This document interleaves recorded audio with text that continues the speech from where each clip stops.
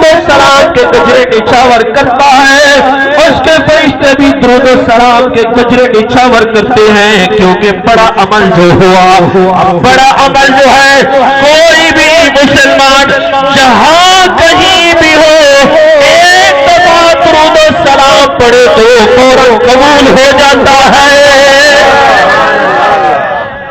میرے سرکار فرماتے ہیں کہ جس نے بھی میرے اوپر ایک دفعہ درود پاک پڑھا، اللہ تبارک و تعالیٰ اس کے 10 گناہوں کو معاف فرما دیتا ہے، 10 مرتبہ اس میں رحمت نازل فرماتا ہے، 10 اس کے درجے بلند فرما دیتا ہے۔ میں نے یہ کہا ہے کہ کیونکہ بڑا عمل ہے۔ اب یہ دیکھیے کہ میرے سرکار کا میلاد، میرے سرکار کے ذکر کی محفل سب سے پہلے اللہ نے سجائی ہے، جس طریقے سے درود منہ سے نکلتے ہی قبول ہو جاتا ہے، ایسے ہی یہ بڑا عمل محفل والا کرتے ہی قبول ہو جاتا ہے۔ جس نے بھی میرے سرکار کے ذکر کی محفل سجائی ہے وہ محفل انعقاد پذیر ہوتے ہی قبول ہو گئی۔ میں تجھے دعوے سے کہتا ہوں، اگر تو نماز پڑھتا ہے، نماز کس نے پڑھی؟ اللہ نے نہیں پڑھی، نماز میرے سرکار نے پڑھی ہے۔ معراج کو جب اللہ نے فرمایا کہ اے ابھی 50 نمازیں آپ کی امت کو تحفے میں دیتے ہیں، موسیٰ نے مدد کی، امتیوں کی مدد فرمائی۔ سنیوں کا یہ عقیدہ ہے، نبی ہو تو مدد ہوتی ہے، ولی ہو تو مدد ہوتی ہے۔ پہلے نبی کی مدد کی بات کر لیں، پھر ولی کی مدد بھی بات بھی کرتے ہیں۔ موسیٰ علیہ السلام نے کہا اے پیارے حبیب 50 نمازیں کیسے پڑھیں گے؟ میں نے اسرائیلیوں کو دیکھا ہے، یہ آپ کے امتی اسرائیلیوں سے بھی گئے گزرے، وہ پہلے کا زمانہ، یہ بعد میں آنے والے لوگ کیسے نمازیں پڑھیں گے؟ واپس جائیے، کم کرائیے، 30 35 کم ہوتی گئی، 40 45 معاف ہو گئی، باقی 5 بچ گئی۔ پتہ چلا کہ موسیٰ علیہ السلام مدد نہ کرتے تو آج 50 نمازیں پڑھنی پڑتی۔ اس سے یہ ثابت ہوتا ہے کہ نبیوں کی مدد کا انکار کرتے ہیں وہ آج بھی 5 نہیں 50 پڑھا کریں۔ لیکن سنیوں کا یہ عقیدہ ہے کہ نبی کی مدد سے جو 5 نمازیں ہوئی ہیں پڑھو تو 5، لیکن ثواب 50 نمازوں سے بھی زیادہ ہوتا ہے۔ اے پیارے حبیب نمازیں کم کروا کے آئیے۔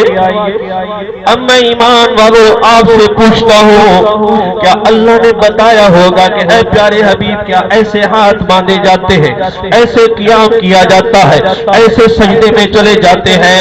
معاذ اللہ ثم معاذ اللہ، اللہ مجبور نہیں ہے، اللہ معذور نہیں ہے، نہ تو وہ کسی کے سامنے جھک سکتا ہے نہ کسی کو سجدہ کر سکتا ہے۔ گویا کہ نماز کیسی نماز ہے؟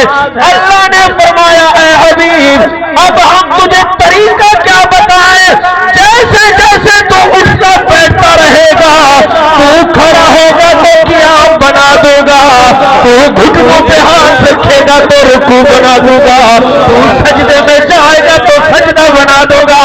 جیسے جیسے اٹھنا بیٹھنا تیرا ہوگا اس کو میں اپنی عبادت نماز بنا دوں گا۔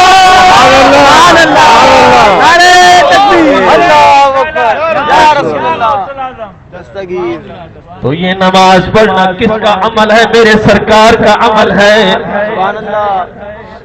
رتبہ اللہ کا بڑا ہے، اس کے بعد میرے سرکار کا رتبہ ہے، سرکار کا چھوٹا رتبہ ہے، اللہ کا بڑا رتبہ ہے۔ درود پڑھنا اللہ کا کام ہے، نماز پڑھنا رسول اللہ کا کام ہے۔ اب یہ نماز جب تم پڑھتے ہو ہم نے بھی نماز پڑھی، آپ نے بھی نماز پڑھی، مسائل کا پتہ ہونا چاہیے کہ جسم بھی پاک ہونا شرط ہے، کپڑے بھی پاک ہونے چاہیے ہیں، جگہ بھی پاک ہونی چاہیے ہے۔ جب بھی نماز کے لیے کھڑے ہوتے ہیں پھر ساری طہارتیں حاصل کر کے نماز کا وقت بھی ہونا چاہیے ہے، منہ بھی قبلے کی طرف ہونا چاہیے ہے، قیام کیا، رکوع کیا، سجود کیا، وقت بھی دیا ہے، پڑھا بھی ہے، اب تو سلام پھیرا ہے، گارنٹی میرے پاس نہیں ہے کہ میری نماز قبول ہو گئی، گارنٹی آپ کے پاس بھی نہیں ہے کہ قبول ہو گئی۔ یہ ساری طہارتیں حاصل کر کے قبلے کی طرف منہ کر کے وقت دے کے ثنا پڑھ کے فاتحہ پڑھ کے سارا کچھ پڑھ کے سلام جو پھیرا، اب اس کی مرضی ہے چاہے قبول کرے یا نہ کرے، چاہے قبول کر لو تو نجات کا ذریعہ بن جائے، چاہے قبول نہ کرے تو نماز کو بیماری جاتی ہے۔ تو جناب والا میں یہ کہتا ہوں کہ نماز میرے سرکار کا عمل ہے، میرے سرکار کا رتبہ چھوٹا ہے، نماز پڑھنا بھی عمل چھوٹا ہے کہ اللہ نے نہیں پڑھی، سرکار نے پڑھی ہے، لیکن اس نماز کو قبول کروانے کے لیے وقت بھی دے دیا، ہاتھ بھی باندھے، رکوع بھی کر لیا، سجدہ بھی کر لیا، چاہے اس کی مرضی قبول کرے یا نہ کرے، لیکن میں تجھے دعوے کے ساتھ یہ کہتا ہوں تیرے کپڑے بھی ناپاک ہو، تیرا منہ بھی قبلے کی طرف نہ ہو، چاہے وقت بھی کوئی ہو، ایک دفعہ کہے الصلاۃ والسلام علیک یا رسول اللہ، الصلاۃ والسلام علیک یا حبیب اللہ، الصلاۃ والسلام علیک یا خاتم النبیین وعلی آلک واصحابک یا رحمۃ للعالمین۔ جب بھی تو ایک دفعہ درود و سلام پڑھتا ہے تو تیرے منہ سے نکلتے ہی فوراً قبول ہو جانا۔ نعرہ رسالت، نعرہ غوثیہ، علماء اہل سنت زندہ باد۔ ثابت کر دیا سبحان اللہ۔ نماز میرے سرکار کا طریقہ ہے، اللہ کا طریقہ نہیں۔ لیکن یہ یاد رکھیے گا کہ سرکار سے اللہ کو اتنی محبت ہے کہ پھر میرا رب فرماتا ہے کہ اے کلمہ پڑھنے والے امتی، اگر تو نے میرے محبوب کے طریقے کو ٹھکرا دیا تو پھر میں بھی تجھے ٹھکرا دوں گا۔ اللہ اکبر۔ اب تو سوچے کہ بس درود پڑھتا رہو، نماز نہ پڑھوں میں، یہ نماز میرے محبوب کا طریقہ ہے، میرے محبوب کے طریقے کو اپنا لے، میرے محبوب کے طریقے پہ آ جا، نماز پڑھ لے، جیسے اٹھنا بیٹھنا میرے سرکار کا ہے ویسا اٹھنا بیٹھنا تیرا ہو جائے گا، تو کل جب بروز قیامت جس طرف سرکار ہوگے تو بھی اسی طرف ہوگا۔ لیکن سرکار کا جو طریقہ ہے بتا دوں، کہہ دیجئے بلند آواز سے سبحان اللہ۔ میرے سرکار علیہ الصلوۃ والسلام گھر میں تشریف لائے ہیں، باری باری آتے تھے، ایک رات ایک گھر والی کے پاس، دوسری رات دوسری گھر والی کے پاس، باریاں چلتی چلتی آج کی رات کی باری آ گئی اما عائشہ صدیقہ رضی اللہ تعالی عنہا کی۔ کہتے سبحان اللہ۔ لوگ گالی دیتے ہیں، ہمارے ہاں ماں کو گالی دینے والے کو حرامی کہتے ہیں، پتہ نہیں آپ کے ہاں کیا کہا جاتا ہے۔ یہ یاد رکھیے گا کہ نبی کی گھر والی ایمان والوں کی ماں ہوتی ہے۔ اما عائشہ صدیقہ رضی اللہ تعالی عنہ حضرت ابوبکر صدیق رضی اللہ تعالی عنہ کی بیٹی ہے۔ جب بھی اما عائشہ صدیقہ رضی اللہ تعالی عنہ سرکار کے گھر مبارک سے، اپنے گھر مبارک سے اپنے بابا جان کے گھر جاتی تھی تو حضرت صدیق اکبر کھڑے ہو جاتے تھے اور کہتے تھے مرحبا مرحبا مرحبا، میری ماں آئی ہے۔ سبحان اللہ۔ کہتے تھے بیٹی میری ماں آئی ہے، मरहबा मेरी माँ आई है। बाबा जान अम्मा क्यों बोलते हो? मैं तो आपकी बेटी हूँ, आपकी लख्त जिगर हूँ, बेटी हूँ, माँ तो नहीं हो। आप फरमाते थे बेटी तूने देखा नहीं कि कुरान में क्या आया है?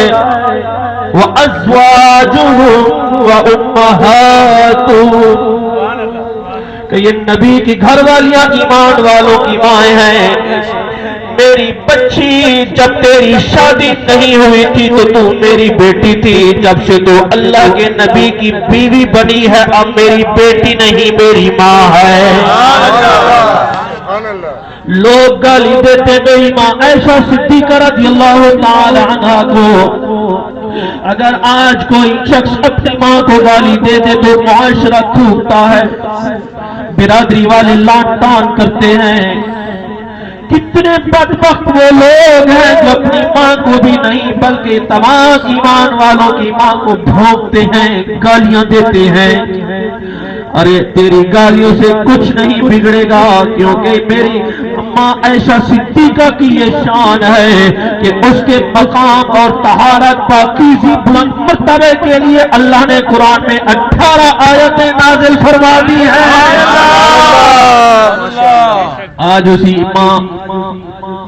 उसी हमारी माँ ऐशा सिद्दीक़ा की बारी है। मेरे सरकार तशरीफ लाए, थोड़ी देर आप बैठे फिर खड़े हो गए। ऐ ऐशा आज हमें इजाजत दो, आज की रात तुम अपना हक हमें माफ कर दो। अम्मा फरमाती है मैंने दिल में ख्याल किया कि हो सकता है आज सरकार मुझे छोड़कर किसी दूसरी बीवी के यहाँ तशरीफ ले जाना चाहते हो। मैंने दिल की बात कर दी, मैंने कहा सरकार कौन सी बीवी के पास जाना चाहते हैं? आपने फरमाया ऐशा बीवी के पास नहीं जाना चाहता हूं, तुम्हारी नजरों के सामने रहूंगा, लेकिन आज तो अपना हक माफ कर दो। मेरे आका आप क्या करेंगे? आपने फरमाया बस देख लेना, आज तो हक तो माफ करो। कहती हैं कि सरकार मैं क्या, मेरी माँ भी आप पे कुर्बान, मेरे बाप भी आप पे कुर्बान, मैं कौन हो सकती हूँ